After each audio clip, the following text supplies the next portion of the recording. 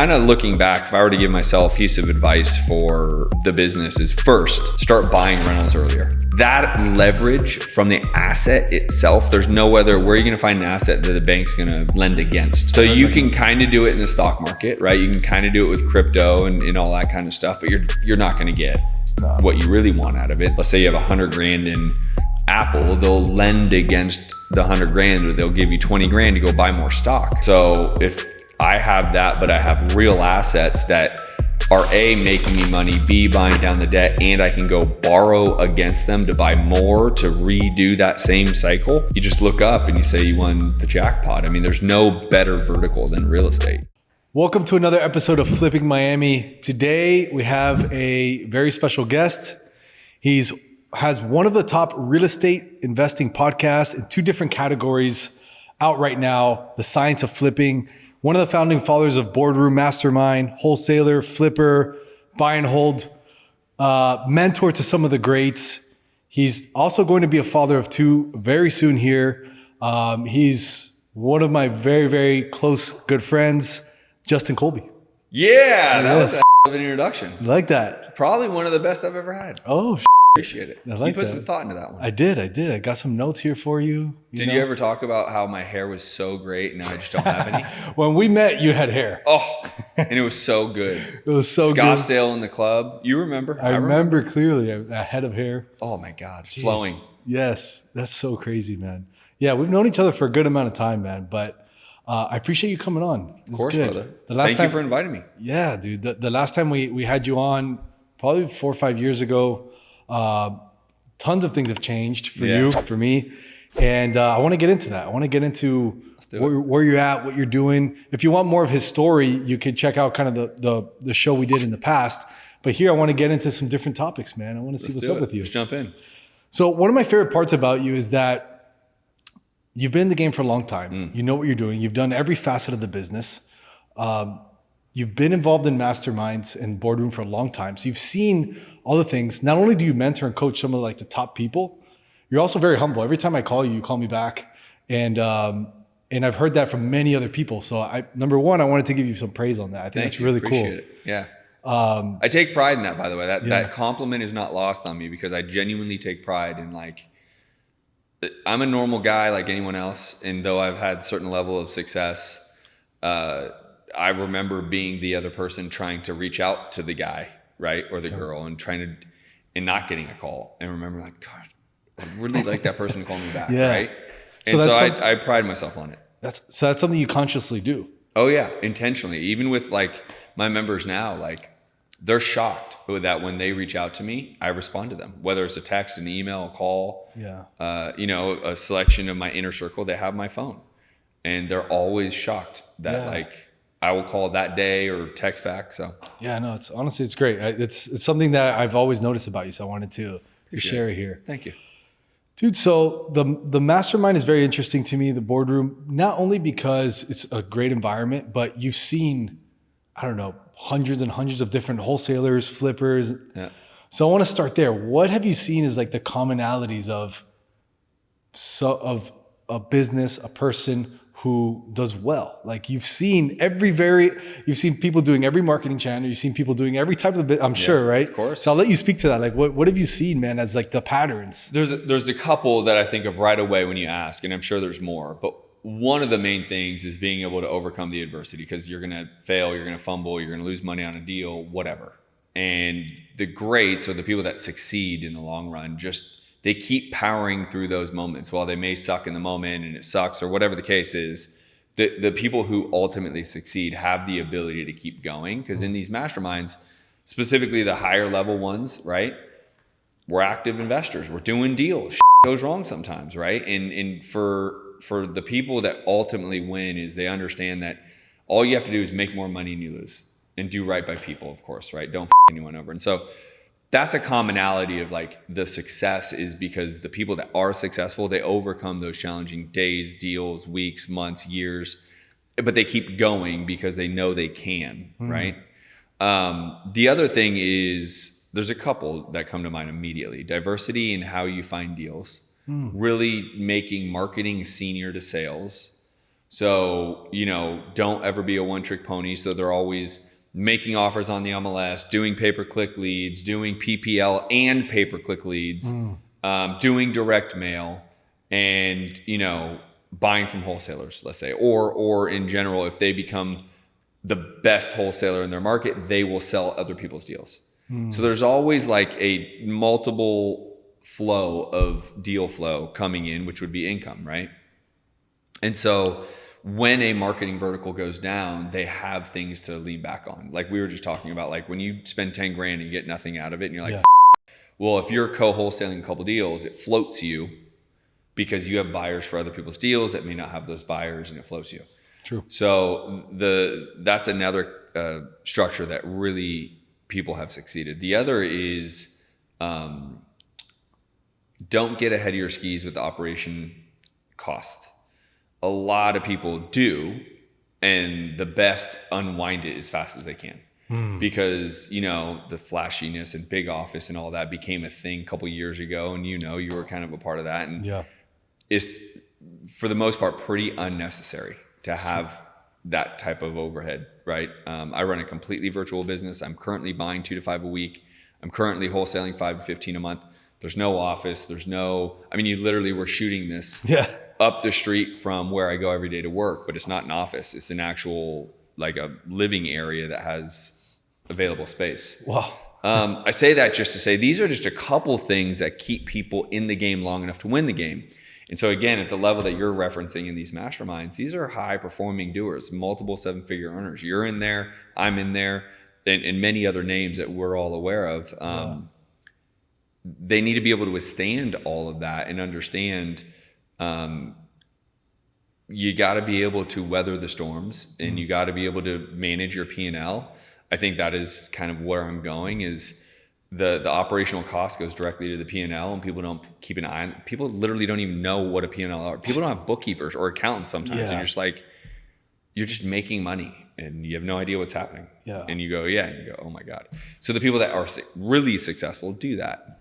And then I think lastly, what seems to be the most successful people tend to be diverse in what they do within real estate. They don't just do a thing. They will wholesale, they will fix and flip, and they will buy rentals. Really? And so I remember you and I were just in the same room together down in San Diego. Yes, sir. And if I'm thinking about the people in the room, those presentations, even the highs, for example, they fix and flip, they wholesale, they buy rentals. Hard money lend too. They hard money lend, right? And so the different verticals, again, of income coming in. If you do choose to be the one trick pony, then just be able to have runway. Right. If you are going to be a wholesaler, make sure you can really get ahead of your skis financially with marketing costs. Like have a lot of cash, you mean? And it catches up every time I've ever went for it, marketing costs. Like I remember there's a time when I was still back in Scottsdale, I think we were 140 grand in the red on marketing. And that's a tough day. Yeah. But if you looked at our whiteboard, there was like a ridiculous amount. I can't remember exactly, but like bunch of deals on the board. Oh my God. And when we washed out that specific spend to what deals came from that spend in a short time. So we would usually do quarterly books in biannually, so twice a year books. So we basically said, okay, anything that trickles in after, fine.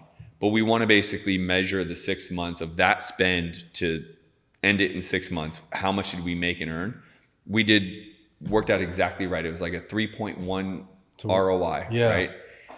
But to be that ahead of your skis, to look at that and say, holy, right? Like have that stamina, that fortitude, and that bandwidth, that's not easy for anybody, myself included. So the successful have it.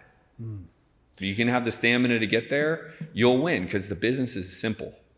It's not hard. You just got to be able to kind of like fight through that moment. It's true.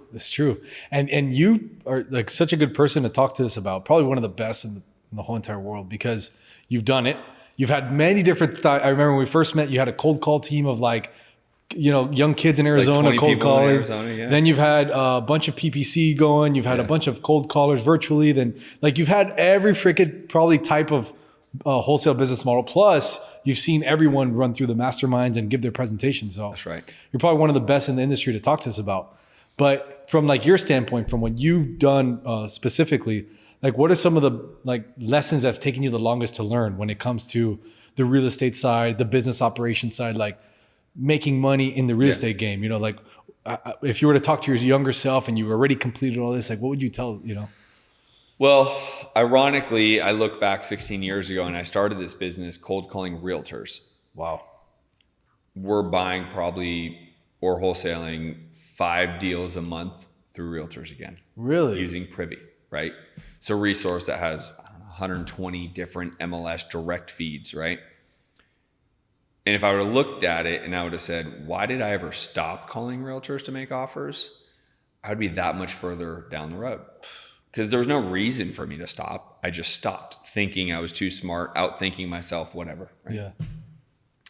So, you know, there are cycles of that kind of stuff. Like, and then also don't overthink or overanalyze and try to over-engineer marketing. Direct mail still works. It's nowhere near the callback ratio as it was, you know, 5 years ago, not even close, but it still works, right? So you just have to do the math of it. So, you know, kind of looking back, if I were to give myself a piece of advice for the business is first, start buying rentals earlier. I know that's not really your thing, right? But no, but I want to touch on that. Like what makes you say that? Because bankability is the word I use. And I don't know. I think I made it up. I don't know. I don't think it's a real word. Maybe it is. Let's try coining Being that thing. bankable is what you're really saying. But bankability.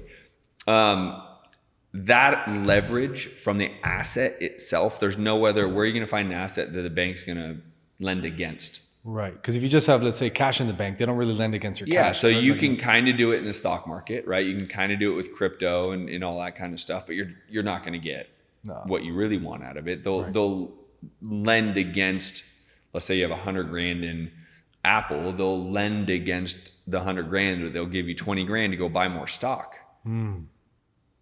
Right? So if I have that, but I have real assets that are A, making me money, B, buying down the debt, and I can go borrow against them to buy more to redo that same cycle, you just look up and you say you won the jackpot. I mean, there's no better vertical than real estate, right?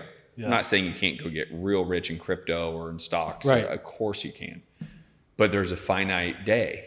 Well, if you play the real estate game right, it's not ever done. You just pass it down to your family. Yeah. You just, right? And so since the beginning of this year, so I think we're on February 22nd, I think is today, I've bought 3 separate apartments already this year. Wow. Buildings. Yeah. Separate buildings, separate apartments, separate everything. Wow. Different areas. Like at the end of last year, I took part in buying a 584-door apartment in Houston. Love it. And I say all that to say, kind of making up for my past, like not buying rental days. Yeah. But also, you know, if you could buy, if I would have, or you would have bought 1 rental a year, not impressive. In 15 years, that rental would have been paid off. But we both know we would be buying 1 every year. So we would have 15 rentals. Right. 1 to 2 of those essentially are paid off, and you know, economic or down the line, there's a lot of equity. You go to a bank and you say, I want $4 million, $5 million, $2 million against my equity and all this. And you go buy another 15. Yeah. You do the same thing. And in 30 years, which is 15 to 15, if you did nothing else, you have 30 grand a month coming to you or more, 40 grand a month coming to you or more. And if you would have started that when you were 25, yeah, you'd have forever, you have 30 grand a month. It doesn't stop. Forever, you're going to have 30 grand a month. Yeah.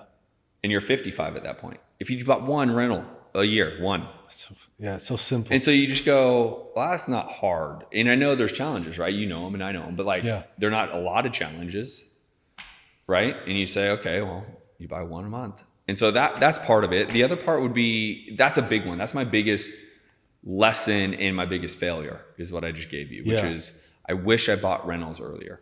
Not because I'm in love with the process. Like, it's not a sexy property manager, bad tenants. You're just like, okay, not ideal. But what it gives you is opportunity to build something that you can't really build anywhere else.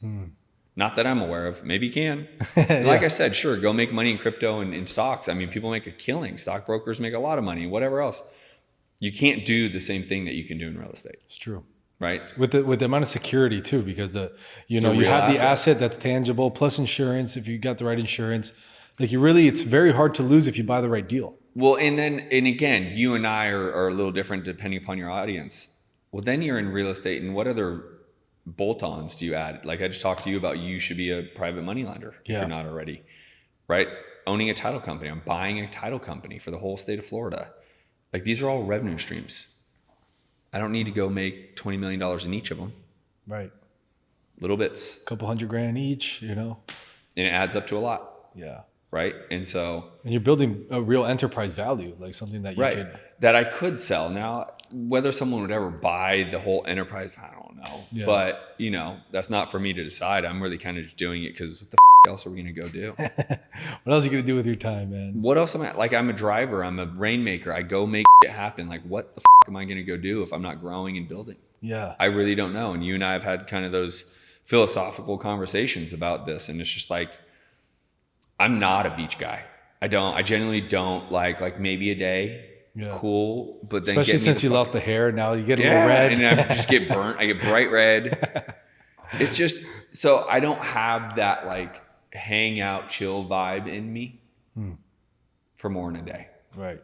So, I think I took a long time to answer that question, but I got somewhere on it. No, I mean, bro, there's so much to unpack there. And what I'm trying to get out of it, and what you did get out of it, was, man, what are the lessons that took you a long time? And it seemed like the rentals, it seems like really understanding the real estate game. And it's funny because I've heard it since I started. You probably heard it when you started. When you were cold calling realtors, those probably people telling you, dude, buy some rentals. And for some reason, I don't know, why don't we listen to why do we overcomplicate it? I think when I know for me, I'll answer for me. Yeah. I love money. I love popping bottles. I love being single. This is when you and I became friends, however long ago, I was having a really good time. Yeah. And thinking about my future. Like I had no wife. I was single. I could care less. Yeah. Right.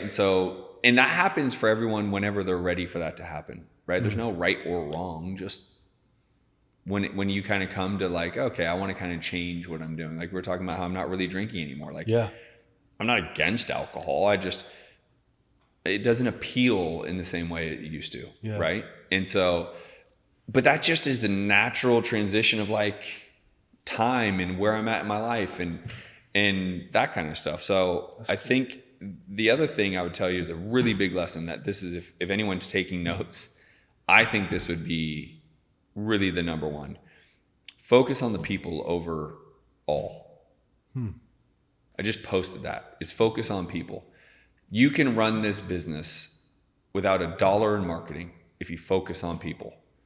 Now, what you will be giving is your time, because you're going to have to meet with the people and shake their hands and hang out and have a cocktail, have a coffee, have a lunch, but you can do this business. You can make $1 million a year in your pocket for sure. I know it because my buddy's done it now for the past 20 years without marketing, without outbound or inbound marketing. You don't need it.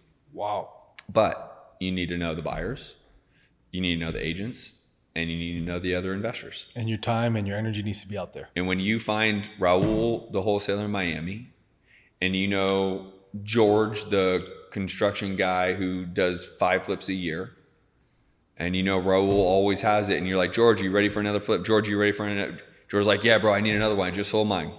Raul, what do you got? Yeah. Great. George, it's actually 600,000, not 500. I'll make the extra 100, right? Yeah. But you are constantly following up with George. You're constantly saying what Raul has. Yeah. The business fundamentally doesn't cost any money. We create it because we want this image on social media. We want the image on Instagram. We want the superficial flex. And I've become, I like nice, don't get me wrong. But it isn't for the social media flex. It's because I genuinely like my nice. Yeah. Right? And I think society in our space of real estate, and it's about the flex. Yeah. And if you actually just reverse engineer the business, you can essentially co-wholesale deals to a point of 30 a month. It's true. At $3,000 a deal is $1 million a year. Yeah, it's true. To co-wholesale deals, how much money do you need to spend? Essentially zero. Yeah. You just need a network. That's very true. Actually, we were just talking about it. Me and Alec, there's a guy in Miami, Luigi. I've had him on the show. Maybe you've met him, or I don't know. But anyways, he does something like that. And one of my first mentors, Jim Van Dyke, the wholesales 30, 40 deals a month. Mm-hmm. He's been doing it for 20 something years. He's here. You introduced me as one of the first, because I was like, I want to start buying here. I'm like, yeah, hey, Jim. So that guy, there's a guy in Phoenix, his name's Chris Hyman. I actually just interviewed him on my podcast. Oh, cool. He does 30 deals a month consistently. He was like, last month I did 44. Month before I did 36. So I just say he does 30 consistently. There's months in COVID he was crushing. He was like, dude, we're turning 60 to 80 deals a month right now. I mean, he's crushing. Wow. There's really just no excuse for this type of business, is there? And no, it's just people are lazy. They want to not do the work. And so what they do is they end up paying for it. I'm going to do PPL. I'm going to do direct mail. I'm going to do PPC. I'm going to do, because I don't want to do the work. Right. But the work, in my opinion, again, I'm more, extroverted. Like, that's fun. Yeah. Hey, bro, grab a coffee. Hey, bro, grab a coffee. Hey, bro, grab lunch. Hey, let's go meet down at the courthouse auction. Connect with all the, auction bidders down there. Take Jim Van Dyke. Here's a secret sauce. If you're a real estate investor, you're going to want to learn this. Take Jim Van Dyke and track every single property that he puts out. Now, you'd want to probably hire a VA to do some of this. Yeah. $3 an hour. And watch the transaction on every single. And when it closes, who is the buyer? And you can start stealing all of Jim's buyers because you're just watching every single deal he puts out. When the transaction closed, what's the entity that bought it? Reverse engineer who that is. Give them a call and say, hey, I saw you bought 123 Main Street. I have deals like this all the time for you. Yeah. How many can you buy? So you took the guy in Miami who's doing 30, 40 deals a month, and you're finding all his buyers by just reverse engineering it because you're watching all the deals and you're just tracking the escrow. Yeah, and it's all public record. It's all simple. So I take note to anyone because that is free 99. I like that. And I take note to go find the Jim Van Dyke or the Chris Hyman in your market, the market you want to be playing in, and do this. So easy. Right? If there's a guy doing 10, 20, 30 deals, like they're always putting out emails. Every email has 3, 4, 5, 6, 7 properties on it. Yeah. Find that guy because he has real buyers. Yeah.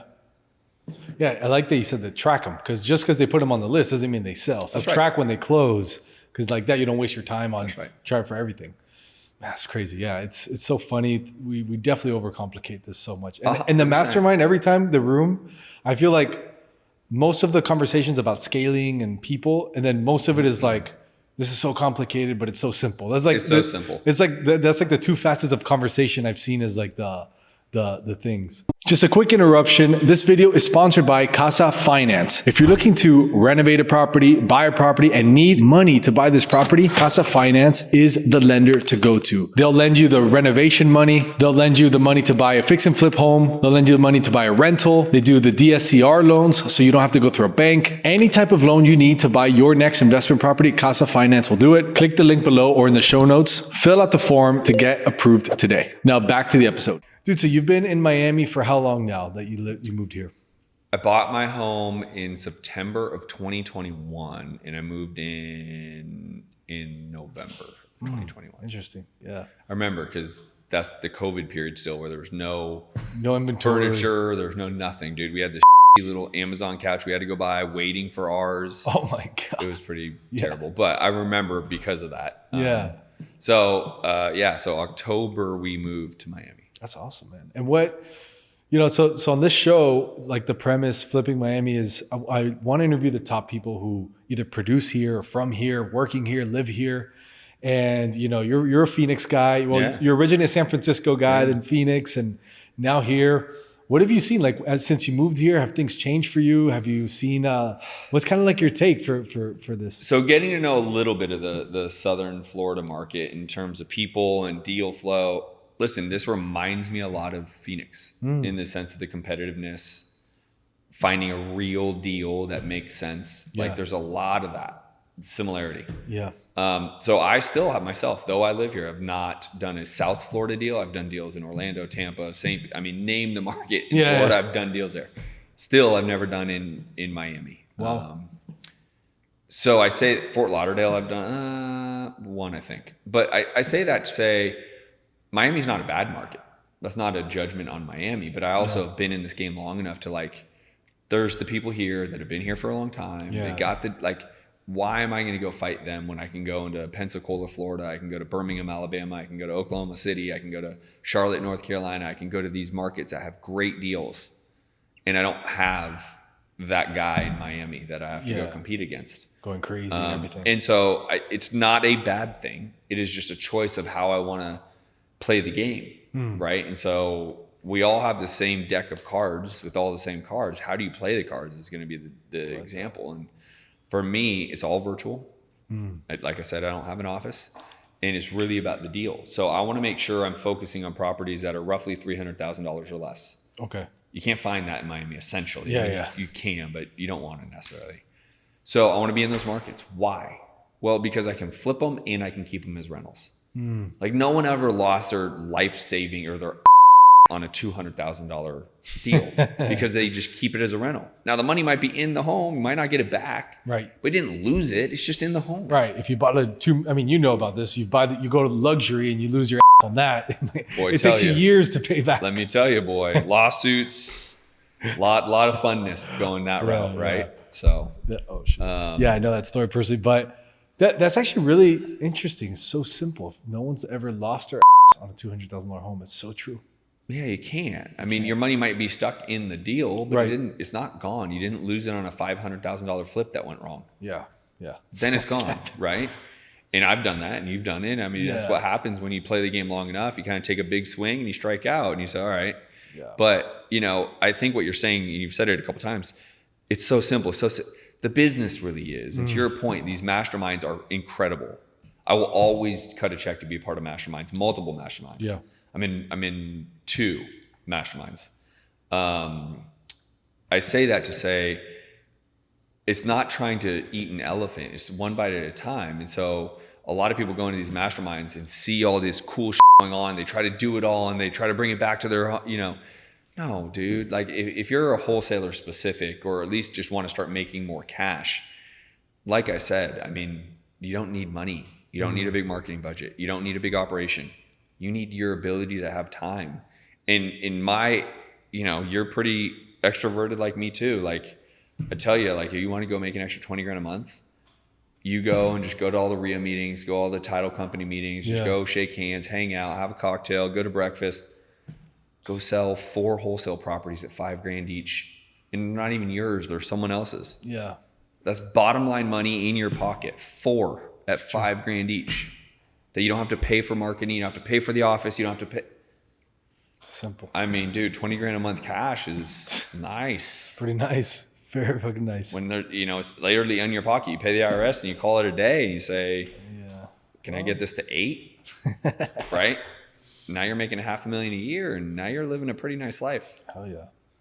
And you just got to put the work in.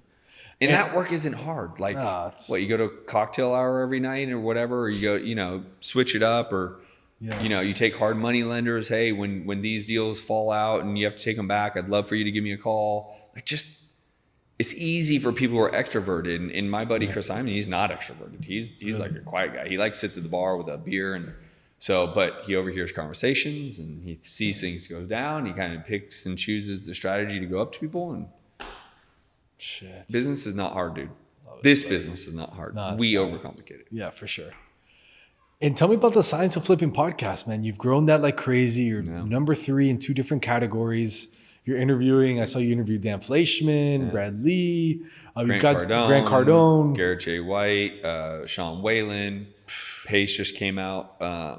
Dude, it's so Science of Flipping. I have 2 podcasts now. One is Science of Flipping. It's been around since 2013. And in January, I launched the Entrepreneur DNA. Okay. And so I have 2 separate podcasts that Science of Flipping is investing. Entrepreneur DNA is in entrepreneurship. Okay, interesting. Both of them are in the top 5 of those categories. And it's been a focus of mine, and you know, it kind of comes along with the intention of what are you trying to actually go do. And I wanted to build a platform for myself and for others. So my secret sauce, and you know this, but is people. I'm great with people. And this goes back to like, I call people back and I care, right? Like, and I know that about myself. And I said, okay, so how do I find something that's fun for me, that's monetizable, that, you know, is a platform for others, that allows me to create introductions and create time with people I normally wouldn't or wouldn't know I should or whatever. Right. Great example. I just interviewed this kid, Jason Wojo. He's going to take over my low ticket marketing for my coaching company and all. Dude, he's a savage. Wow. Someone told me I had to interview him for my podcast. I didn't know he existed, right? I didn't know this was a person. And all of a sudden I'm like, whoa. And it's an opportunity for me to get to sit down with him and learn about him. And then for him to be able to sell himself and show the world himself. And so for me, it was a perfect passion, intention. And listen, I put together a team for it.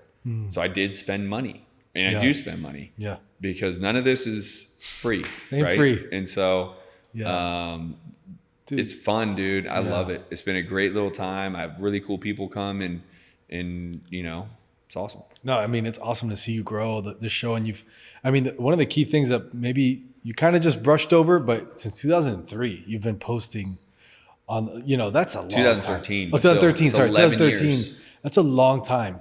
And, you know, some people think that this might have come overnight or anything. And I know your story personally. And again, you get to go see a story on our other podcast or on his show. But dude, you've been doing this for a while, which is great. And we were talking about it, like just walking up that, you know, once you kind of let yourself loose a little bit with the success. Yeah. And maybe you can say in your own words, like things just start kind of flowing a little bit more naturally to you. Can you like talk to that a little bit? I know I was talking to you about your personal scenario, but I just think in general, the more I just put my head down, do the work, but also don't put any pressure on the result and what's going to happen and make sure I hit this number and we got to do that. And I release that and I say, I'm just going to go do it. And I'm going to do the thing and I'm going to put myself out there and I'm going to open myself up for judgment and all this other stuff and whatever else. But my intentions are good. I know and I'm just going to let it go. What happens with momentum is like you start finding some success and that success breeds success. And in my world, that breeds more people that are even more successful and puts me into bigger rooms, which allows me to be more successful, right? And so this kind of goes to the point of the masterminds and stuff of that nature is you get in those rooms, you meet some people because you're in the rooms and it's expensive to be there. So only people in there are cutting big checks. Yeah. Then you know there's a certain level of success there, right? So connecting with those people. And that's what happens when success happens is you have this ability to have success and create opportunities to sit at tables that you normally wouldn't be sitting at, to be around more people, to create more opportunities, to then again find success. So this momentum of success starts to roll. And so I've been in real estate since 2007. And, you know, obviously I'm making a whole lot more money now than I did in 2007 and then 2008, 9, and 10. And so people just don't give themselves the longevity needed to see it, right? And I know you're very close with a restaurateur who opens up a lot of restaurants here in Miami area. Yeah. That shit didn't happen for him overnight. No. Right? It's crazy. And I don't know his story, but I'm guaranteeing it's been a long journey. Yeah. And now I go buy his $24 salads a lot. We all do, man. But the reality is I bet he would echo what I'm saying is people don't give themselves the stamina and the determination to just keep your head down, keep going. Yeah. Let momentum catch you. Yeah. Right? And it's the surfing example. I'm not a surfer. I have surfed. I'm not a surfer. You know, the wave catches you. You might have to sit out there. You might have to paddle out there for a long time. Your arms are sore, your shoulders are sore. You'll catch a wave. Right? I think what's crucial there is that it's different for everybody. Yeah. Sometimes people catch a wave early, sometimes it doesn't, but sometimes people wait longer, but sometimes the wave is way bigger. That's you know, it's just it's everyone has a different journey and there's no right or wrong. But the challenge is people all look at the one that caught the wave early. Yeah. Because they get highlighted through social media. Right. Oh, I've only done this for so long and look at this amazing, and everyone pushes them up on a pedestal and whatever. But sure, you're the outlier. Yeah. Right? Like you aren't, that's not the norm, and everyone has a different journey. And we have a friend, we're going to a wedding tomorrow together, and we have a friend, and I was giving him some advice, like, this isn't about us, it's about you guys, but it is your only one. And so, you know, understand, like, there's no wrong to weddings. Do you. There's no, you know, there's no exact box of success. It's different for everyone. And then a large part of that is because people don't understand what success is defined as for them. Like, there's a lot of people I know that would love to make $250,000 a year and essentially work 4 or 5 hours a day. And that's it. Yeah. They don't need to go make more. They don't need to make money I make. They don't need to make the money you make. They don't need it. Awesome. Then you are ultimately successful because you basically have what you want. Right? And that's okay. I don't have any judgment on that person. Now, I'm not going to probably hang around with them much because I'm such a driver that, like, I'm in masterminds, or I'm right. Like, you're always on the go. When am I going to hang out with that person? Still love them, still say awesome, but that's success to them. Hell yeah. And that's okay. Knowing that definition, I think, is a great starting point, which I love that Kent does. Typically, if you go to one of Kent's events, you know, you've probably done the perfect day or some kind of exercise, but it's such a good exercise because a lot of people don't ever even have that goalpost. Yeah. You're just 100%. Going and going. They don't even know what it is for success for them. They don't know the perfect day, the perfect year, the perfect business, perfect wife, right? And they're just going. So to that point, and, you know, understand what you're trying to achieve at some level. Yeah. And there are different iterations. What I wanted when I was 25 versus what I want when I'm 42 is totally different, right? And so there's different iterations of that, and different, like, you know, phases and chapters. And just, you know, I had a really amazing conversation yesterday with an ex-business partner of mine, and you know him, and there was times that it wasn't pretty, and that chapter now is over, and it's back to kind of like, all right. And we literally had a conversation about what can we do together again, and if there's an opportunity, we should look at it. And, like, that's awesome. Didn't know if that day would ever come, and it did. Wow. So awesome. There's chapters and phases and seasons. Yeah. But you also have to some extent, understand what you're actually going to try to go do. Yeah.